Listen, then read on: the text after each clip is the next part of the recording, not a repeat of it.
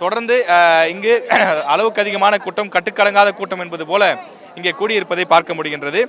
காரணம், தமிழக வெற்றிக் கழகம் ஆரம்பித்து 2 ஆண்டுகள் ஆகிவிட்டாலும் கூட புதுச்சேரி மாநிலத்தில் இப்போதுதான் முதல் முறையாக விஜய் வருகின்றார்.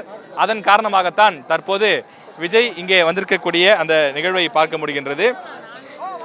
தொடர்ந்து விஜயை காண்பதற்காக புதுச்சேரி மாநிலத்தில் உள்ள இளைஞர்கள், தொண்டர்கள், ரசிகர்கள் என பலதரப்பட்டவர்களும் இங்கே வந்திருக்கிறார்கள்.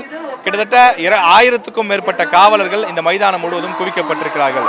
முழுக்க முழுக்க இந்த மைதானம் காவல்துறையினருடைய கட்டுப்பாட்டின் கீழ் கொண்டு வரப்பட்டிருக்கிறது. இங்கு வந்திருக்கக்கூடிய தமிழக வெற்றிக் கழகத்தினுடைய நிர்வாகிகள், இளைஞர்கள் கடும் கூச்சல் எழுப்பி வருகின்றார்கள். சிலர் காவல்துறையுடன் கடுமையான வாக்குவாதங்களிலும் ஈடுபட்டு வருகின்றார்கள். காரணம், எங்களை உள்ளே அனுமதிக்க வேண்டும், எங்களுடைய தளபதியை பார்ப்பதற்காக நாங்கள் வந்திருக்கின்றோம், எங்களுடைய மாநிலத்திற்கு முதல் முறையாக அவர் வந்திருக்கின்றார், ஒரு தமிழக வெற்றி கழகம் என்ற கட்சியை ஆரம்பித்த பிறகு அவர் இங்கே வந்திருக்கின்றார், அவரை பார்ப்பதற்காக நாங்கள் வந்திருக்கிறோம், வெறும் 5000 பேருக்கு மட்டும்தான் அனுமதி என்று சொன்னால் இவ்வளவு பேர் வந்திருக்கிறோமே, இவ்வளவு பேர் எப்படி நாங்கள் செல்வது என்று அவர்கள் கேட்கிறார்கள். தற்போது புஷி ஆனந்த் பேசிக் கொண்டிருக்கின்றார். தொடர்ந்து புஷி ஆனந்த் வந்த பிறகுதான் அந்த கூட்டத்தை கட்டுப்படுத்த முடியும் என்ற காரணத்தினாலே காவலர்கள் உள்ளே இருந்து புஷி ஆனந்தை வெளியே வரவழைத்திருக்கின்றார்கள்.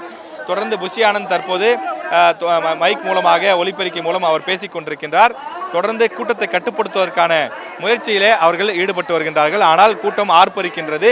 புதுச்சேரியிலிருந்து வந்திருக்கக்கூடிய இளைஞர்கள், பெண்கள் என பலதரப்பட்டவர்களும் அந்த கேட்டை உடைத்து கொண்டு நுழைவாயிலை முந்திக்கொண்டு உள்ளே செல்வதற்கான முயற்சியில் ஈடுபடுகின்றார்கள்.